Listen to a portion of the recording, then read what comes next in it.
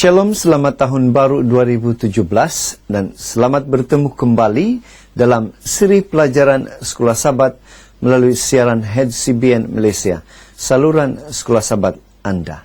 Pada suku pertama tahun ini, kita akan mengkaji satu topik yang selama ini telah mempersonahkan umat Tuhan, di mana sahaja mereka berada dan pada sepanjang masa, yaitu topik yang berkaitan dengan roh suci dan kerohanian atau gaya hidup rohani. Dan untuk pelajaran 1 bagi tarik 7 Januari 2017, kita akan memulahkan dengan satu topik, yaitu roh dan firman. Ayat Alkitab untuk rujukan pelajaran kita diambil dari senarai ayat-ayat yang dipaparkan. Ayat hafalan kita boleh memetiknya dari tulisan Paulus yang kedua kepada Timotius, yaitu 2 Timotius 3 ayat 16 dan 17, yang berbunyi demikian. Segala tulisan yang diilhamkan Tuhan memang bermanfaat untuk mengajar, untuk menyatakan kesalahan, untuk memperbaiki kelakuan, dan untuk mendidik orang dalam kebenaran. Dengan demikian, tiap-tiap manusia kepunyaan Tuhan diperlengkapi untuk setiap perbuatan baik. Mari kita berdoa. Bapa Syurgawi, terima kasih karena Engkau terus menyertai kami, membantu kami dalam pembelajaran Sekolah Sabat minggu ini. Dalam nama Yesus kami sudah berdoa. Amin. Sebagaimana ayat hafalan kita nyatakan, kitab suci memenuhi peranan ini, karena ia adalah firman Tuhan yang dinyatakan kepada bangsa manusia melalui pekerjaan roh suci. Di dalam Alkitab, roh suci menyatakan rencana Tuhan kepada kita dan menunjukkan kepada kita cara hidup yang menyenangkan Dia. Namun roh suci beroperasi bukan sahaja pada masa lampau di dalam asal-usul Alkitab. Dia turut terlibat dengan firman Tuhan di dalam banyak cara yang penting hari ini juga. Mungkin apa yang paling penting ialah pembacaan kita terhadap firman itu dan keinginan kita untuk memahaminya dengan betul. Inilah masanya kita memerlukan roh suci. Roh ilahi yang sama ini akan membangkitkan di dalam diri kita satu keinginan untuk menerima firman Tuhan itu dan menerapkan ajarannya di dalam hidup kita. Oleh yang demikian, pekerjaan roh secara bersama dan melalui firman tertulis ialah untuk mengubah kita menjadi ciptaan baru di dalam Kristus. Di dalam pelajaran kita minggu ini, kita telah mempelajari bahwa roh suci itu adalah asal-usul dan kuasa penggerak pada firman tertulis, yaitu Alkitab. Pekerjaan roh suci berkait rapat dengan firman. Dia masih berkait rapat dengan Alkitab, walaupun ia sudah lama dituliskan.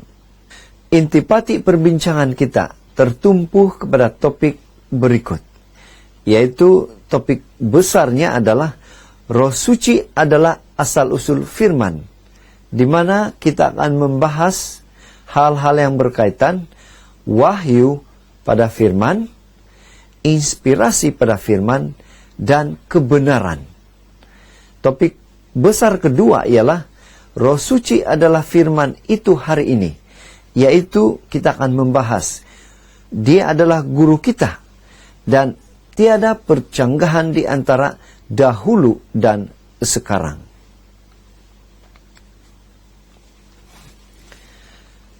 Namun sebelum itu kita perlu memahami perbezaan di antara wahyu dan inspirasi. 1 Petrus 1 ayat 10 dan 11 berkata demikian. Keselamatan itulah yang diselidiki dan diteliti oleh nabi-nabi, yang telah bernubuat tentang kasih karunia yang diuntukkan bagimu.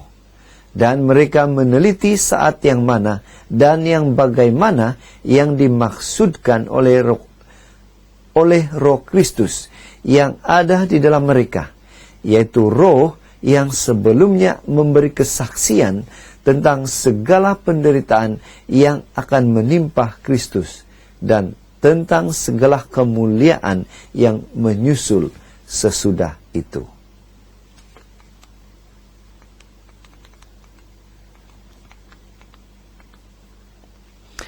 Sidang penonton yang dikasihi Tuhan, wahyu dan inspirasi adalah berkaitan, tetapi ia bukanlah perkara yang sama. Inspirasi adalah cara Roh Suci memberitakan kebenaran melalui manusia. Manakala wahyu pula adalah pengetahuan yang Roh Suci sampaikan mengenai hal yang kita tidak mengerti oleh diri kita sendiri. Oleh itu, wahyu adalah kebenaran yang Roh nyatakan, dan inspirasi adalah cara Dia menggerakkan manusia untuk menyampaikan kebenaran itu kepada diri kita.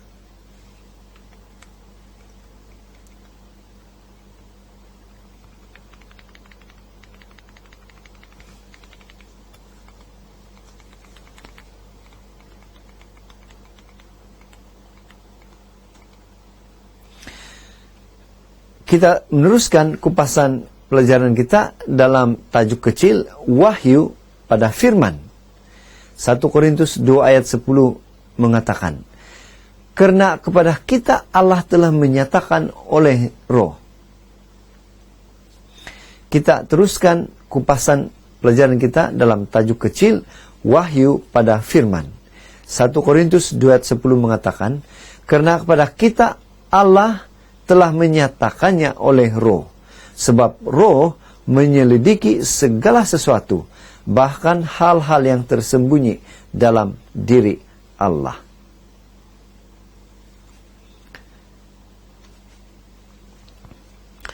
Bagaimana mungkin kita akan mengetahui rencana Tuhan jika Roh Suci tidak menyatakannya melalui firman-Nya?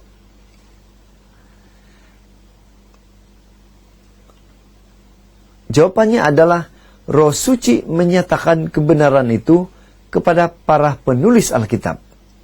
Mereka sebenarnya telah memahami, mereka sebenarnya tidak memahami atau melihat kebenaran itu.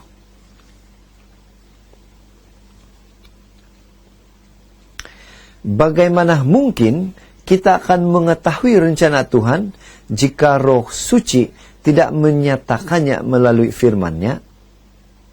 Jawabannya adalah Roh Suci menyatakan kebenaran itu kepada para penulis Alkitab.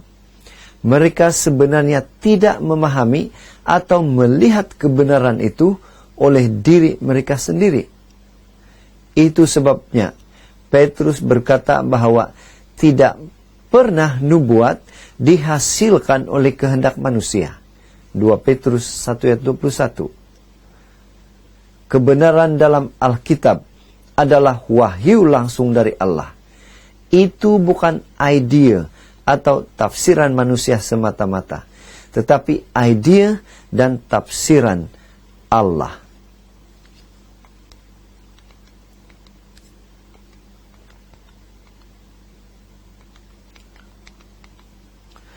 Seterusnya, tajuk kecil kupasan kita adalah inspirasi pada firman.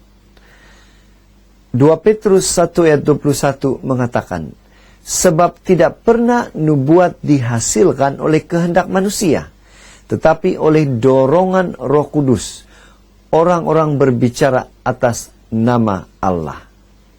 Saudara, kita boleh mengetahui, para penulis Alkitab bukan sekadar juru taib Allah. Allah menuntun mereka untuk menjelaskan fikirannya dalam cara yang boleh diharap dan dipercayai dengan kata-kata mereka yang diinspirasikan. Proses penulisan adalah berbeza bagi setiap penulis dan setiap waktu.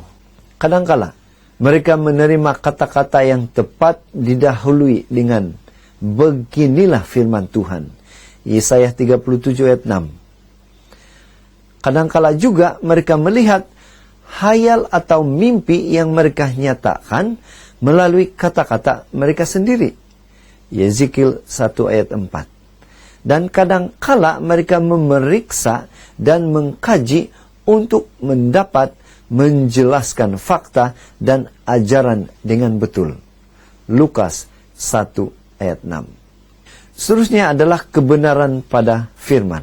Mazmur 119 ayat 160 mengatakan, dasar firman-Mu adalah kebenaran dan segala hukum-hukum-Mu yang adil adalah untuk selama-lamanya.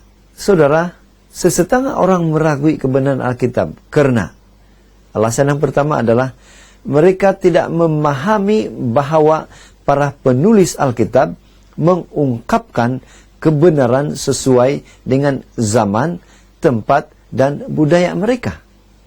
Dan yang kedua adalah terdapat fakta dalam Alkitab yang melampaui pemahaman kita sebagai manusia, seperti air bah, menyeberangi Laut Merah, kelahiran Yesus, dan sebagainya. Persoalannya adalah, adakah kita harus percaya pada pemikiran kita sendiri atau percaya pada roh kebenaran? Allah tidak mungkin berdusta. Ibrani 6 ayat 18. Oleh itu, segala yang Dia telah katakan melalui firman-Nya adalah kebenaran. Kita tidak boleh menghakimi Alkitab. Pikiran kita harus dihakimi oleh firman Tuhan. Seterusnya topik besar kedua kita adalah Roh Suci dan firman itu adalah yang pertama adalah guru kita. Yohanes 16 ayat 13 mengatakan, tetapi apabila Ia datang, yaitu Roh kebenaran, Ia akan memimpin kamu ke dalam seluruh kebenaran, sebab Ia tidak akan berkata-kata dari dirinya sendiri, tetapi segala sesuatu yang didengarnya, itulah yang akan dikatakannya, dan Ia akan memberitakan kepadamu hal-hal yang akan datang. Saudara, soalannya adalah, apakah kebenaran yang Roh Suci akan tuntun kita kepadanya? Ini adalah kebenaran mengenai Allah. Setiap doktrin Alkitab menyatakan sesuatu keindahan pada kebenaran mengenai Allah yang mengasihi kita dan rindu untuk kita diselamatkan di dalam kerajaan-Nya. Kita tidak mampu memahami kebenaran di dalam Alkitab melalui akal kita sendiri, karena kebenaran rohani harus difahami secara rohaniah. 1 Korintus 2 ayat 13. Itu sebabnya Roh Suci membantu kita untuk, yang pertama, memahami kebenaran doktrin dalam Alkitab. Dan kedua adalah supaya kita dapat memahami kebenaran mengenai diri kita sendiri. Apabila kita memutuskan untuk merespon kepada pimpinan Roh Suci dan dengan rendah hati menerima ajaran ilahi dalam Alkitab, maka hidup kita akan diubah oleh rahmat Allah dan mindah kita dilindungi daripada penipuan iblis. Yang kedua adalah tiada percanggahan di antara Roh Suci dan firman. Yohanes 5 ayat 46 dan 47. Sebab jikalau kamu percaya kepada Musa, tentu kamu akan percaya juga kepadaku, sebab ia telah menulis tentang aku. Tetapi jikalau kamu tidak percaya akan apa yang ditulisnya, bagaimana kamu akan percaya dalam apa yang kukatakan? Melalui firman ini, Yesus menggesah kita untuk mempelajari firman itu, agar kita boleh mengenali Dia dan menerima hidup kekal. Dalam Yohanes 5 ayat 39. Adalah mustahil untuk percaya pada Yesus dan menolak message di dalam firman-Nya yang tertulis. Namun, bolehkah Roh Suci memimpin kita pada satu kebenaran mengenai Yesus atau mana-mana doktrin lain yang bercanggah dengan message Alkitab? Yohanes 16 ayat 13 hingga 14. Roh Suci tidak boleh mencanggahi firman Allah.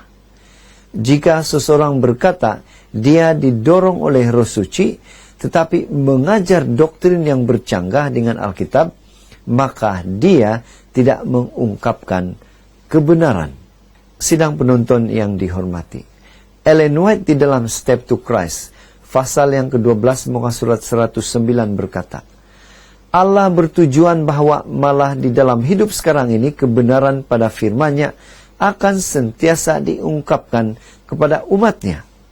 Hanya satu sahaja cara yang pengetahuan mengenai hal ini diperolehi. Kita boleh mencapai satu pemahaman terhadap firman Tuhan hanya melalui pencerahan oleh Roh itu yang olehnya firman diberikan. Saudara, daripada pembelajaran kita minggu ini, kita boleh menyimpulkan secara keseluruhan pelajaran kita, yaitu apabila kita merespon kepada pimpinan Roh Suci dan menerima dengan rendah hati ajaran ilahi dalam Alkitab, hidup kita akan diubah oleh karunia kasih Tuhan, dan mindah kita akan dilindungi daripada penipuan iblis. Shalom, kita bertemu lagi di rancangan akan datang. Tuhan memberkati. Mari kita berdoa. Maha besar Tuhan adalah Bapa yang bertakhta di dalam kerajaan sorga. Terima kasih karena Tuhan membantu kami dalam pembelajaran sekolah sahabat kami minggu ini. Dalam nama Yesus kami sudah berdoa. Amin.